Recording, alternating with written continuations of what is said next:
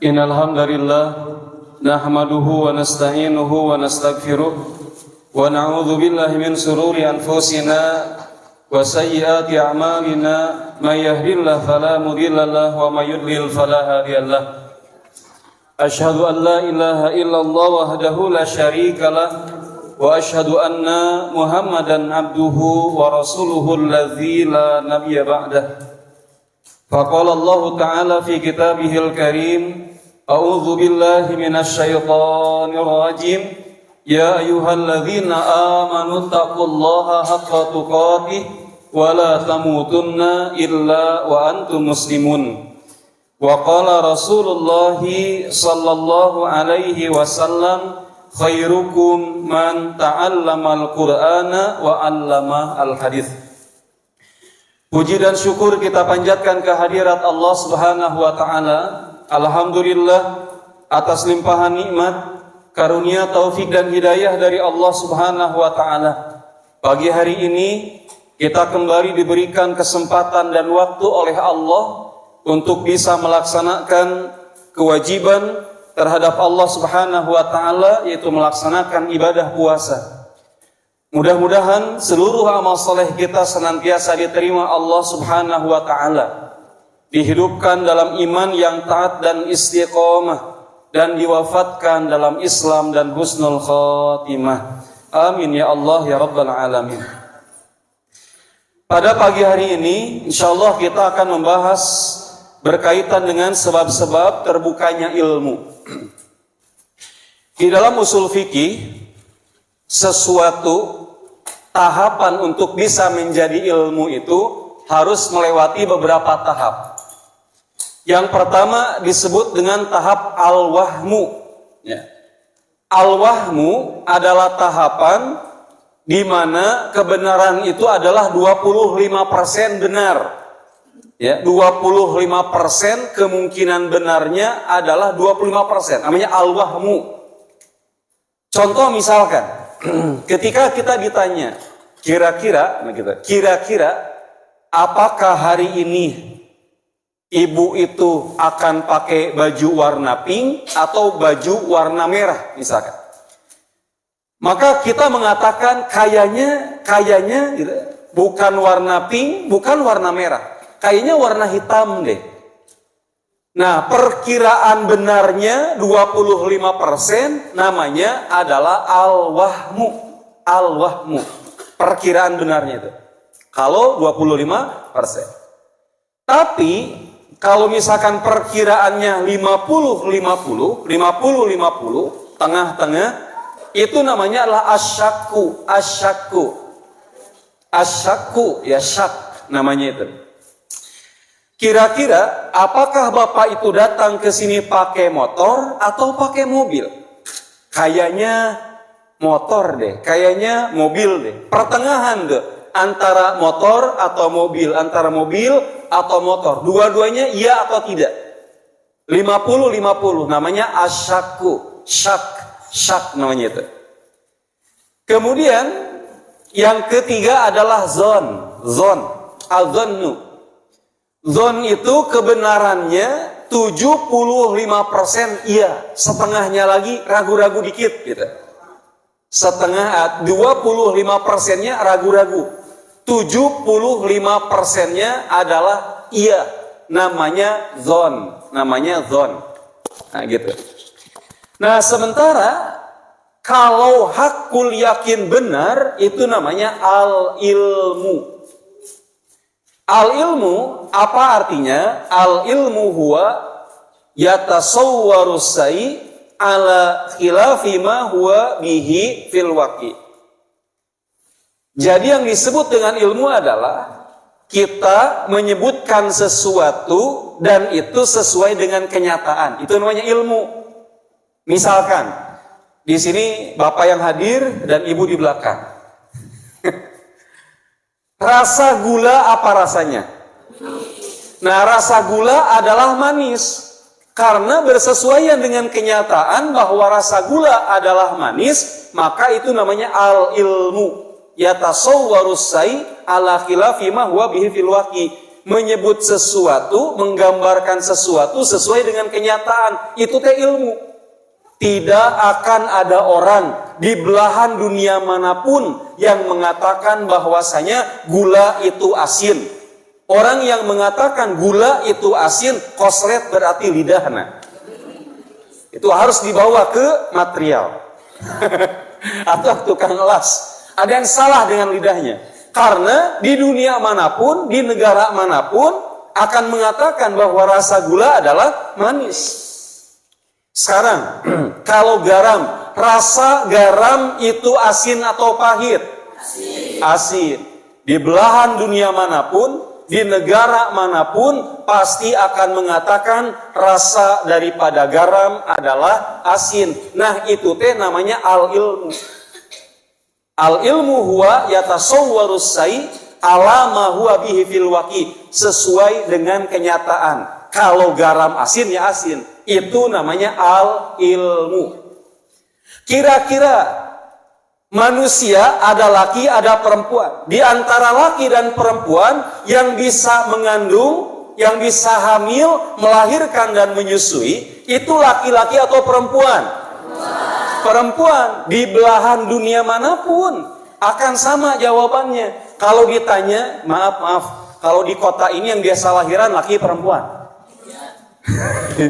Jadi di kota manapun, di negara manapun, di wilayah manapun, orang sama jawabannya. Yang biasa melahirkan itu ya perempuan. Tidak lazim kalau ada laki-laki melahirkan. Itu di barat ya, tahun 2015-an ada laki-laki yang percaya diri bahwa dia sedang hamil, dia sedang mengandung, ya, bibirna kumisan, daguna jenggotan, ya, Siti Bali. Ada sorry ya laki-laki bener, ada laki-laki kumisan dan jenggotan, dia mengumbar ke media massa bahwa dia sedang hamil. Lalu disebut-sebut bahwa inilah laki-laki pertama di dunia yang mengandung. Maka mustahil ada laki-laki yang bisa mengandung karena dia melawan sunatullah. Tidak mungkin. Ayo kita periksa. Ternyata saat diperiksa, kok ada rahim? Yang punya rahim laki perempuan? Perempuan. Tunggu, ini kok bisa? Kumisan, jenggotan, tapi ayah rahim. Kalau ada rahim ya pasti bisa hamil kalau ada rahim itu. Akhirnya ternyata ketahuan bahwa dia adalah manusia jadian. Tadinya adalah perempuan, berubah wujud jadi laki-laki, pedah diganti, ada kumis, ada jenggot. Gitu. Jadi nggak bisa berubah secara ilmu, ya. Yatasawwarus sai ala khilafi ma huwa bihi fil waqi. Ilmu adalah apa yang sesuai dengan kenyataan. Ya laki-laki tidak bisa hamil, perempuanlah yang hamil. Matahari terbit di barat, di timur. Nah, matahari terbitnya di barat, terbenamnya di Bali. Terbitnya di timur, tenggelamnya di barat. Nah, maka itu sunatullahnya. Kalau terbalik, terbitnya di barat, tenggelam di timur, kiamat eta mah berarti selesai gitu. Nah, maka sunatullahnya itu disebut al-ilmu itu, ya sesuai dengan kenyataan. Nah, ilmu itu harus dicari sampai hakul yakin. Ilmu harus dicari sampai hakul yakin. Oleh karenanya, ya, ada marotibul ilmi, ada tingkatan ilmu. Ilmu itu harus benar-benar sampai pada 3 tahap ini. Kalau ilmu tidak sampai pada 3 tahap, maka yang terjadi adalah nanti bisa jadi STMJ. Sholat terus, maksiat jalan. Sholat dipaju, maksiat dipaju. Seperti artis yang dia bangga, dia mengatakan, malam tadi saya kumpul kebo, azan subuh berkumandang, saya sholat lagi. Nah, jadi sekali lagi, kalau orang belum tahapannya sampai ke hakul yakin, maka dia masih akan melakukan perbuatan yang dilarang Allah. Karena nggak ada rasa takut. Maratibul ilmi, tahapan ilmu yang pertama, namanya adalah tahapan ilmul yakin. tahapan ilmul yakin. Secara ilmu yakin benar. Ilmul yakin. Secara ilmu yakin benar. Contoh, kata orang garam itu asin. Oh iya benar. Ilmu pengetahuan mengatakan hal itu. Orang-orang juga bilang ilmul yakin dalam pengetahuan. Kata kepalanya begitu, bahwa garam itu asin. Ilmul yakin. Lalu ayo buktikan. Kalau masih kita mengatakan, wah ilmu pengetahuan harus diuji. Masa iya ada garam asin? Ya gitu. Naik ke tahap kedua. Namanya adalah ainul yakin. Awas, bukan ainul mardiyah. Bukan ainun habibi juga. Tapi ainul yakin. Coba lihat-lihat. Tuh santri-santri. Bawa garam. Uyah. Bahasa Belanda garam TU, iya. Ambil garam. Sok semua masing-masing pada makan garam sasendok ewang. Ya. Masing-masing bawa garam sesendok ewang.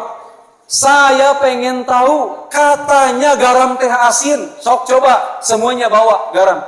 Lalu kemudian dilihat, sok garamnya langsung dimakan.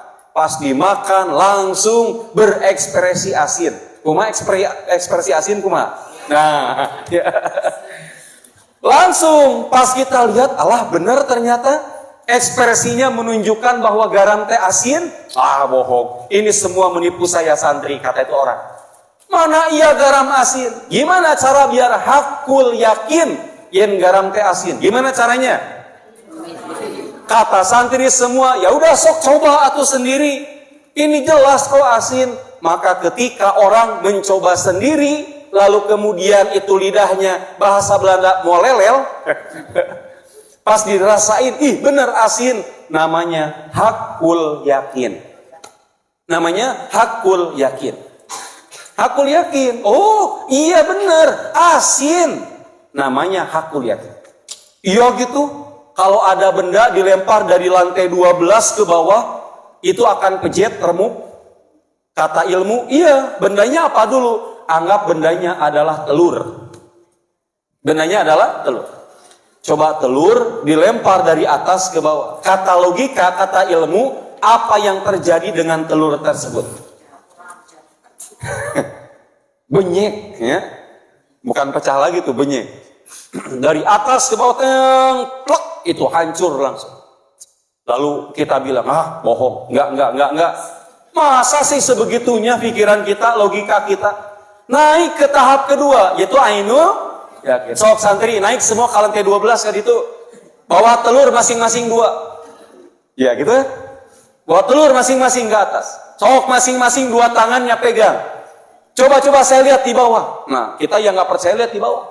Santri di atas masing-masing kanan kiri pegang itu telur. Dilemparin, pas dilihat, iya ternyata. Ini mah permainan setan ini mah. Gak percaya ini, gak mungkin kok bisa pecah ini. Wah, ini gak bisa. Ini kayaknya permainan mata. Lalu kata santri, ya udah deh, biar percaya. Hakul yakin, gimana caranya? Iya, Anda loncat sendiri dari 12 ke bawah. Pas loncat di atas ke bongeng, plok. Nah, hakul yakin, nya geningan pepes. Itulah tingkatan ilmu.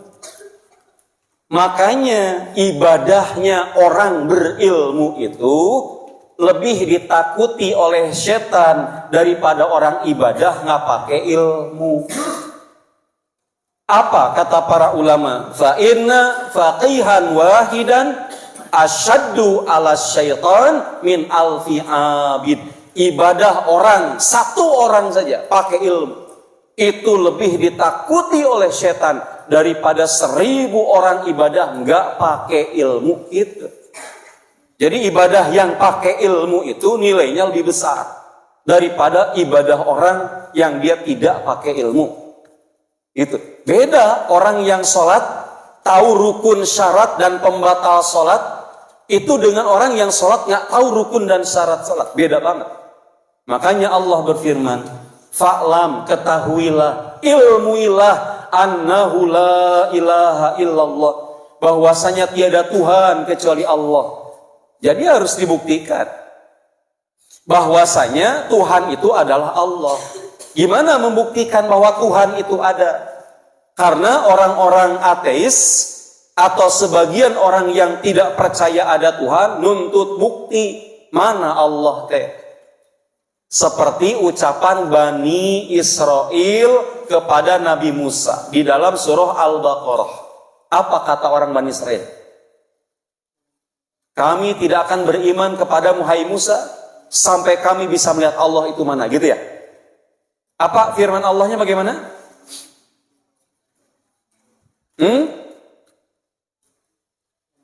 La nu'minu laka hatta narallaha jahrat. Hai Musa, saya tidak akan beribadah kepada Allah sampai lihat Allah langsung.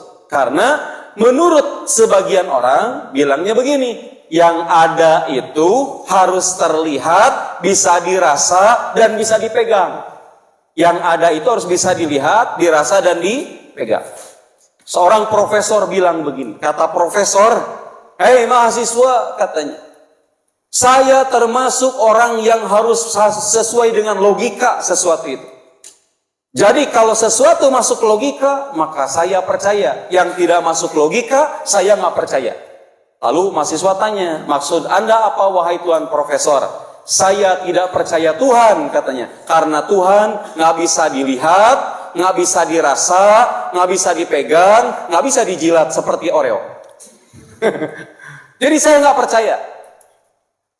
Lantas kemudian kata mahasiswa, oh berarti menurut Anda bahwa yang ada itu harus bisa dipegang? Iya, katanya. Bahwa yang ada harus bisa dirasa? Iya, katanya. Kalau begitu wahai Tuan Profesor, saya bilang bahwa Anda itu punya otak atau tidak? Ya saya punya otak, katanya. Mana coba otak Anda? Ini. Kok Anda nggak bisa pegang otak Anda? Itu mah kepala. Berarti Anda nggak punya otak. Nah ini adalah permainan cara berpikir. Kadang-kadang ada orang yang ngertinya logika, harus dengan logika. Dengan ayat Quran mahal. Satu waktu ada orang bilang gini, ini katanya ada ulama nih di Bani Israel, harus kita uji keulamaannya. Masing-masing di antara kalian bawa satu pertanyaan. Dari 3 orang bawa satu pertanyaan. Datanglah orang pertama dan mengatakan, wahai Tuan, Anda kan seorang alim. Saya mau tanya kepada Anda. Jika memang Tuhan itu ada, maka saya pengen bukti bahwa Tuhan itu ada. Mana Tuhan itu buktinya? Ini kata ulama, sini kamu, ditempeleng. Ceplak! Iya, ditempeleng. Udah ditempeleng, dia marah. Loh, kamu nempeleng saya. Kenapa kamu tempeleng saya? Saya lapor kamu kepada hakim. Dia lari, itu orang pertama. Orang kedua datang dan mengatakan, Tuan, saya mau tanya kepada Anda.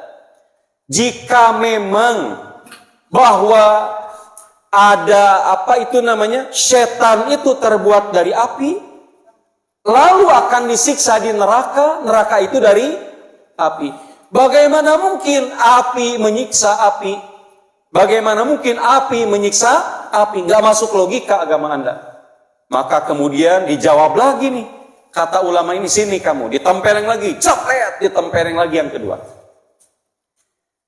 Maka dia bilang, kenapa saya tanya lalu ditempeleng? Akhirnya datanglah, dia berjanji akan datang ke hakim mengadukan ini yang kedua. Yang ketiganya, datang lagi orang ketiga. Lalu dia bilang, wahai Tuan, saya orang tidak percaya takdir. Buktikan kalau takdir itu ada. Lalu kemudian ini ulama kembali nempeleng lagi. Orang ketiga ditempeleng, ceplak, langsung ditempeleng. Kalau yang nempeleng Nabi Musa, itu Nabi Musa nempeleng orang Kibti, kaumnya Fir'aun, matanya keluar langsung mati orangnya. Jadi ditempeleng ku Nabi Musa. Cepret, matanya keluar langsung mati. Orang ditempeleng ku Nabi Musa. Hari kita mah ditempeleng, cepret, lehok keluar, set. Kalau itu Nabi Musa, cepret, keluar. Katanya gitu. Akhirnya ini 3 orang adu ke hakim. Kim. Gitu. Ini nih ada orang, kami cuma nanya tapi dia tempeleng kami. Dipanggil sama hakim, Tuan, apa yang Anda lakukan terhadap 3 orang tadi? Kata ini ulama, mereka tanya saya jawab. Terus kenapa ditempeleng? Nempeleng adalah jawaban saya. Maksudnya apa? Orang pertama tanya ke saya, Tuhan itu ada? Jika Tuhan ada, buktikan ada itu. Bagaimana saya pengen lihat itu Tuhan? Saya tempeleng, wahai Tuhan Hakim. Ya, saya tempeleng orang pertama. Saya mau tanya yang ditempeleng. Kamu yang ditempeleng sini. Saat ditempeleng sakit nggak? Sakit. Tuh lihat merahnya. Kemudian kata itu orang, kalau begitu saya pengen lihat bagaimana itu bentuknya sakit. Bisa nggak ngeluarin bentuk sakit? Tolong, saya pengen lihat, kata ini ulama, mana bentuk sakitnya seperti apa? Saya pengen lihat bentuk sakit. Ya nggak bisa dilihatin, tapi ada. Maka kata ulama, yang ada seperti sakit kamu ini tidak harus selalu bisa dilihat dan diraba. Tapi ada terasa, itu juga ada. Kalah, ini orang pertama. Kata hakim ini orang kedua.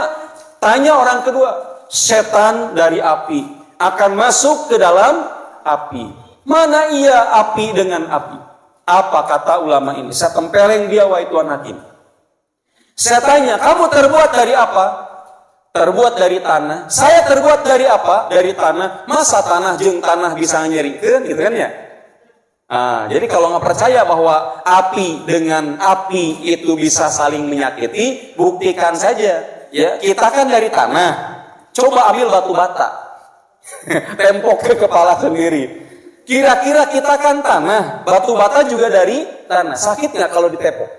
Ya sakit, padahal tanah dengan tanah. Begitu pula perumpamaan api dengan api. Adapun yang ketiga, dia bilang dia nggak percaya takdir. Maka saya buktikan, saya tanya, kamu tadi ditempeleng sama saya, apakah kamu sudah merencanakan akan ditempeleng? Jadi ditanya, kamu datang ke saya, apakah kamu sudah merencanakan akan ditempeleng saya? Enggak, saya kaget kamu nempeleng. Itulah takdir, takdir rencanakan. Akhirnya itu orang kalah, tiga-tiganya hujahnya. Pada di depan hakim, itu ilmu. Ilmu itu harus seperti itu. Fa'lam annahu la ilaha illallah. Kenapa banyak orang ibadahnya nggak benar? Dikarenakan dia ragu dengan keberadaan Allah sebenarnya. Kalau dia hakul yakin Allah itu ada, maka dia tidak akan berani untuk meninggalkan ketaatan atau melakukan maksiat. Yang harus diterapi dari orang-orang yang tadi itu banyak melakukan maksiat, dia meninggalkan ketaatan, meninggalkan perintah. Yang harus diterapi adalah dikenalkan Allah. Harus dikenalkan Allah gitu.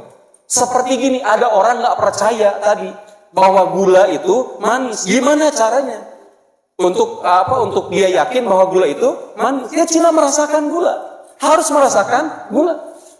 Gimana caranya agar orang itu dia mengenal Allah? Dia harus mempelajari firman Allah. Dia harus mempelajari Al-Quran. Dia harus mempelajari hadis Nabi untuk hilang ragu-ragunya itu. Untuk hilang ragu-ragunya. Nah, jadi ada cinta yang unik. Kok bisa ya ada orang jatuh cinta tanpa pernah lihat, cuman tahu tentang cerita saja? Ada. Kalau kita cinta ke orang, harus lihat dulu wajahnya. Maka muncul istilah dari mata turun ke hati. Selanjutnya terserah Anda. Eta iklan baheula gitu kan. Dari mata turun ke hati, selanjutnya terserah Anda. Di sana KKUA gitu. Nah, jadi orang jatuh cinta itu harus lihat dulu. Tapi pada Allah, pada Rasulullah, lihat. Hanya iman yang berbicara. Hanya iman yang berbicara. Tidak pernah lihat Allah, tidak pernah lihat Rasulullah, tapi kita baca firman-Nya dan hadis Nabi, sabda Nabi, kita jatuh cinta pada Allah dan Rasulnya tanpa lihat. Inilah cinta yang istimewa. Ini santri tahu kisah Laila dan Majnun? Tahu? Nah, kalau di Pamutingan mah ada kisah cinta Romeo and Barat itu Romeo and Juliet. Barat. Kalau di Arab itu adalah Laila dan Majnun. Majnun itu nama aslinya Qais. Nah, Ustaz baru dapat dalam kitab namanya Uqolal Majanin. Ini Uqola al-Majanin. Judul kitabnya Uqola al-Majanin. Akal-akal, logika-logika orang-orang gila. Tetapi yang mendatangkan katanya kebijaksanaan. Ustaz baca di sana. Ada orang tanya kepada Laila. Orang tanya kepada Laila. Duhai Laila, cinta siapakah yang paling besar antara engkau dengan Qais sang Majnun? Maka kemudian kata Laila, cintakulah yang paling besar daripada cintanya Qais terhadap aku. Lalu orang bertanya, aneh, kok bisa? Padahal itu Qais, dari namanya Qais berubah jadi Majnun, jadi gila. Gara-gara dia saking jatuh cinta kepadamu, duhai Laila. Apa kata Laila? Cintanya Qais diketahui oleh orang-orang. Cintanya Qais, isi hati dan pikirannya dikeluarkan oleh kepada orang-orang, tapi cintaku dalam sendirian, hanya aku yang tahu, tidak aku ceritakan kepada orang-orang. Berat mana cinta memendam dalam hati daripada orang yang cinta dikeluarkan dari hatinya. Lebih enak dibicarakan atau jadi unek-unek? Yang dibicarakan. Maka orang yang dibicarakan jauh lebih ringan hatinya daripada orang disimpan di dalam hati. Maka Laila bilang, cintaku lebih besar daripada Qais karena disimpan di dalam hati. Sementara Qais dibicarakan kemana-mana. Maka orang yang cablak, orang yang bicara to the point, hatinya cenderung bebas daripada nusok di pikiran. Mau kan kayak itu nanti? Iya, iya, cicing-cicing mau ada gitu langsung. Karena makan hati. Iya. Apa bedanya katanya? Apa bedanya orang kurus dan orang gemuk ketika makan? Kalau orang gemuk makan tempat, orang kurus makan hati. Itu di lamunan gitu tak. Jadi ini curiga yang kurus-kurusnya gara-gara loba pikiran ya tata. Iya, jadi iya, bersyukurlah yang berat badannya di atas rata-rata karena dia telah sukses dalam hidupnya. Jadi orang akan ragu gitu, kalau orang yang kemudian dia berat badannya lumayan gitu, orang teh ragu kalau dia cerita tentang susah, tidak tergambarkan. Aduh, abi teh tulungan meniripu, ari badan gede. Tak percaya. Kalau peot kurus kering hidung hirup deh. Datang, gitu ya. Pas datang teh, saya susah, saya nggak bisa makan, langsung orang percaya bener peot. Jadi itu bersyukurlah ya, bersyukurlah. Kata para ulama bilang gini, jika kamu susah, tapi kesusahanmu tidak diketahui oleh orang, itu adalah ciri kemuliaan kamu. Jadi orang teh lihat kita teh mungkin eta susah, mungkin gitu Bu. Padahal susah mah kita yang ngerasa, tapi orang-orang hampir mengatakan mungkin dia tersusah, gitu. Ibarat orang gitu ya, ibarat orang bilang gini, Ustaz Ali mah genah we hidupna senang, cenah teu katingali susah. Ibu teu apal abi keur susah aku mah. Teu mungkin Ustaz Ali susah. Ini pikiran orang. Tapi kan kesusahan mah diri kita sendiri yang tahu kan, gitu kan? Nah, oleh karena itu, orang-orang yang bisa bicara lega hati mereka. Tapi orang yang tidak bisa bicara, diam aja. Itu lebih berbahaya daripada orang yang bicaranya to the point secara langsung. Lebih bahaya, nyimpen mendam perkataan itu berbahaya. Jadi kalau ada unek-unek dibicarakan aja. Karena penyakit, pemantik penyakit itu salah satunya adalah apa yang dipendam, apa yang disimpan, jadi unek-unek. Satu waktu nggak beludak, eta nu bahaya. Nama nate bahasa Belanda amek kapegung. Ya kalau marah-marah aja gitu. Ulah ditahan-tahan, tapi harus sesuai dengan jalur. Abi itu yang ngamuk itu ya kumaha tuh nya. Jadi ya marah-marah aja sewajarnya gitu. Nah, itu diantaranya harus pakai ilmu. Imam Syafi'i mengatakan, wa qala ma taqarraba ilallahi ta'ala. Kata Imam Syafi'i, tidak ada ibadah yang lebih afdal untuk mendekatkan diri kepada Allah ba'dal faraidi, setelah perkara wajib, afdalu min talabil ilmi, yang lebih afdal daripada mencari ilmu. Jadi mencari ilmu teh ibadah paling afdal. Ibadah paling afdal. Mencari ilmu adalah ibadah paling afdal. Justru ketika Ramadan, kajian itu harus disuburkan. Harus disuburkan. Kajian itu harus disuburkan. Karena ibadah penunjang agar kita lebih dekat dengan Allah. Nah, sebab terbukanya ilmu yang pertama. Kenapa sih ilmu bisa kebuka? Ustadz saya itu, nah ini banyak yang nyumpahin diri. Namanya juga sudah ada usia, kalau sudah berumur itu susah ngapalin, gampang lupanya. Itu adalah orang sumpah serapah pada diri sendiri. Gak boleh sumpah serapah pada diri sendiri. Banyak para ulama baru mulai menghafal Quran umur 60 tahun. Dan mereka khatam Quran, hafal dalam waktu 2 tahun. Umur 62 mereka hafal Quran. Setelah itu mereka meninggal. Banyak para ulama begitu. Banyak umur 40 baru memulai menghafal Al-Quran. Kan ini rata-rata baru 20 tahunan semua yang hadir di sini, Bu ya. Karena terbanyaknya santri. Jadi Bu dianggap sama aja 20 tahun gitu ya. Nah, karena umur 20 tahun itu lebih mudah, lebih gampang. Nah, gimana biar ilmu teh bisa ngerti? Jangan sampai ada kalimat barho, Ustadz barho. Pek bubar. Satu, kata para ulama, biar ilmu terbuka, besarnya keikhlasan, besarkan keikhlasan dalam mencari ilmu. Jadi mencari ilmu itu harus ikhlas.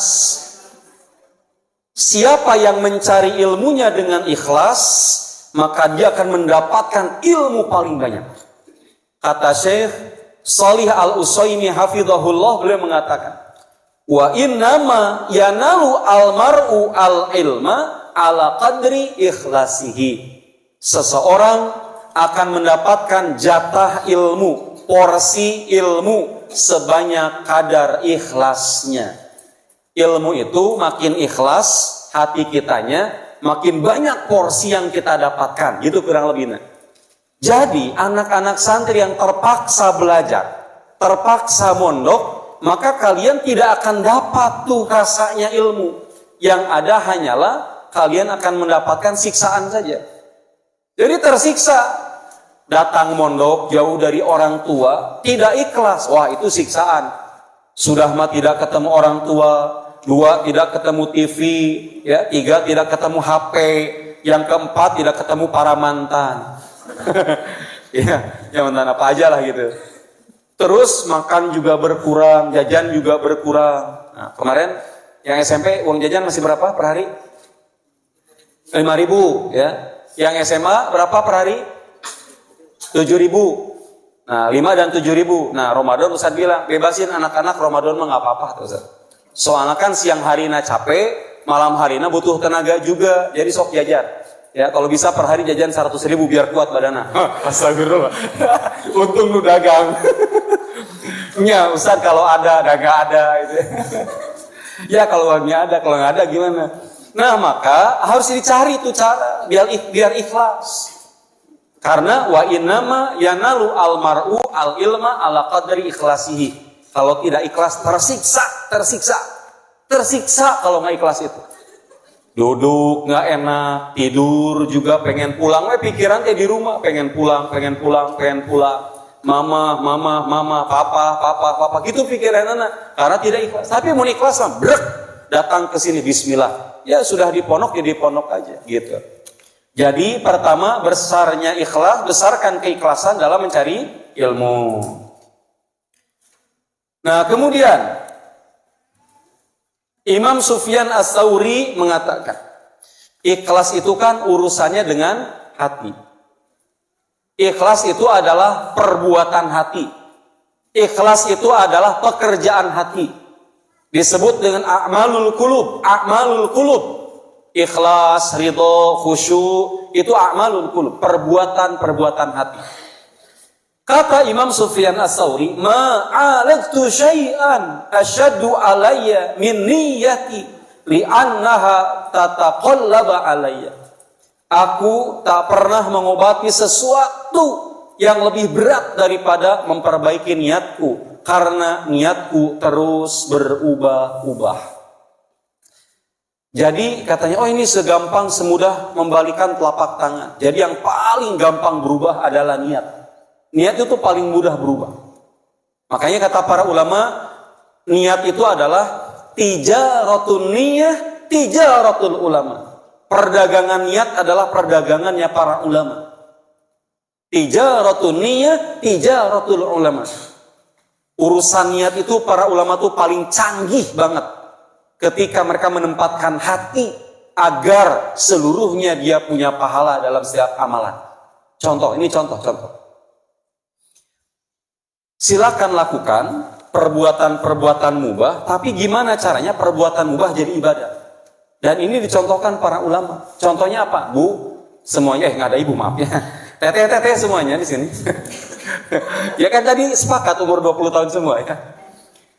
Kalau tidur, saat sebelum tidur itu bilang gini, niat itu, ya Allah, hamba malam ini mau tidur. Dan tidurnya hamba adalah mengistirahatkan hamba dari perbuatan dosa dan maksiat. Dosa mata yang kalau hamba terjaga, mata ini bermaksiat. Dosa telinga yang kalau hamba terjaga, telinga ini bermaksiat. Dosa pikiran dan hati hamba, maka tidurnya hamba, duhai Allah, mengistirahatkan hamba dari perbuatan dosa dan maksiat yang kalau hamba kerjakan di waktu terjaga, itu akan bertambah dosa hamba. Tidurnya kita itu berpahala. Jika tidurnya 8 jam, 8 jam itu adalah ibadah yang panjang. Jika tidurnya kita 4 jam, 4 jam itu adalah ibadah. Inilah tijaratun niyah, tijaratul ulama. Gitu caranya, nak. Atau bapak ibu makan minum. Nggak ada bapak ibu. Aa dan teteh makan minum. Ketika makan minum, makan itu perbuatan mubah. Minum itu perbuatan mubah. Sama bilang, wahai Allah, saya minum ini dalam hati kita. Wahai Allah, saya minum ini agar menghilangkan haus dan dahaga, menegakkan tulang-tulang saya ketika saya sholat, ketika saya puasa, maka kuat ibadah saya. Maka minum itu berpahala besar. Minum itu berpahala besar. Gitu. Ketika makan teh ulah celebek-celebek aja. Jadi jangan celebek-celebek, itu doanya gitu. Wahai Allah, saya makan ini agar menjadi energi tambahan. Yang dengan makan ini saya sehat, fisik saya kuat, sholat dan puasa saya di hari ini saya kuat. Maka makan jadi ibadah besar. Itu para ulama tuh sebegitunya gitu. Jadi harus memperbaiki itu. Kualitas niatnya. Jadi akan datang tuh beriringan besarnya keikhlasan. Kita lihat Imam Asy-Syafi'i mengatakan, ini al-ilmu salatatu asbarin. Ilmu ada 3 tingkat. Ilmu ada 3 tingkat. Pertama, faman dakhala fi shibril awal, takabbur. Ilmu itu kalau naik di tingkat pertama bikin orang jadi sombong. Ilmu kalau dipelajari orang awam pada tahap 1 bikin orang jadi sombong. Berapa banyak orang yang terjebak dengan ini? Dari yang tidak tahu menjadi tahu. Dari yang tadinya dia awam, sekarang dia mulai mengetahui. Maka ketika menginjak-injakan pertama, ya, orang akan jadi sombong. Dadanya diangkat, dia merasa lebih tahu daripada orang lain.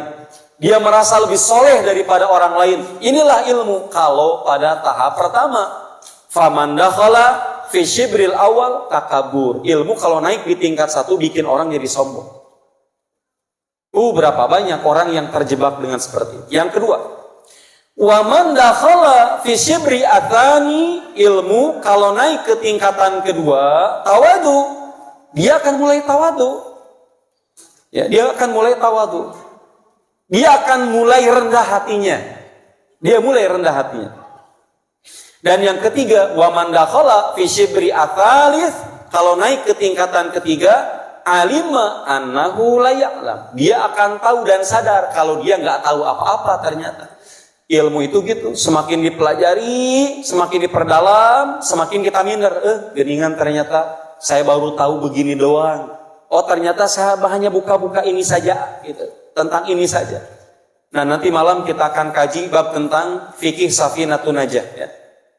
Di sana ada hal-hal yang kita membaca Bismillahirrahmanirrahim saja, menerjemahkan, mentafsirkan Bismillahirrahmanirrahim luar biasa. Pantesan kata Ali bin Abi Thalib, jika lafaz Bismillahirrahmanirrahim ditafsirkan, maka dia akan bergerubak-gerubak tafsirannya itu. Hanya lafaz Bismillah saja. Lihat bagaimana orang-orang ahli ilmu menafsirkan satu kalimat, satu ayat itu bisa menjadi sangat banyak. Fadilahnya luar biasa. Ilmu yang bisa bikin itu adalah ilmu. Kita pas belajar, hari kita tiba heula baca Bismillah gitu Bismillahirrahmanirrahim. Nah ternyata ketika menafsirkan tentang itu luar biasa. Ya, istimewa sekali.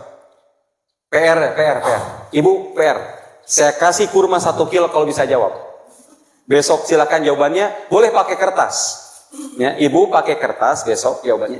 Sebutkan hukum membaca Bismillahirrahmanirrahim 5 hukum membaca Bismillahirrahmanirrahim. Ibu yang bisa jawab tulis di kertas, ya, kirim KPT Pos, alamatnya Amalia Qurani. Atau paket lewat JNE boleh. Ibu yang bisa jawab hukum membaca Bismillahirrahmanirrahim. 5 hukum membaca Bismillahirrahmanirrahim. Kalau bisa jawab, saya kasih hadiah insya Allah. Kurma sukari 1 kilo insya Allah. Ya, kurma sukari itu 1 kilo. Insya Allah saya kasih gitu. Tama icalan itu. Iya. Ya, kesayangan buat besar kurma ada ya.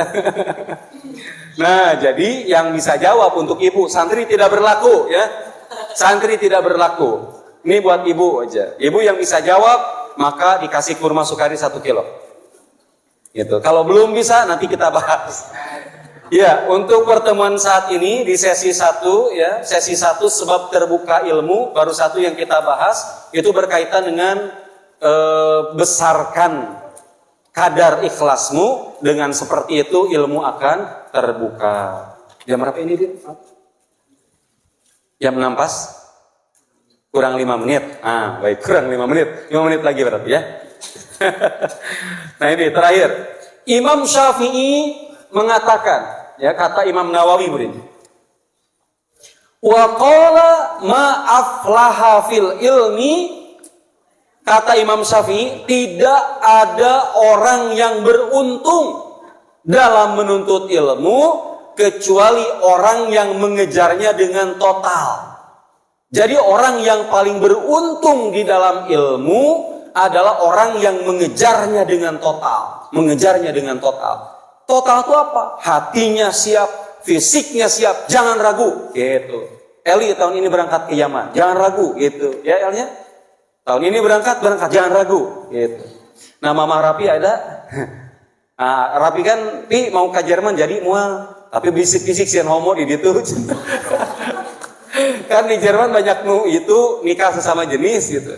Tapi kalau hati Rapi kuat mau ke Jerman, ya nanti 2 tahun berikutnya, tahun yang ngabdi heula, tahun berikutnya bisa berangkat.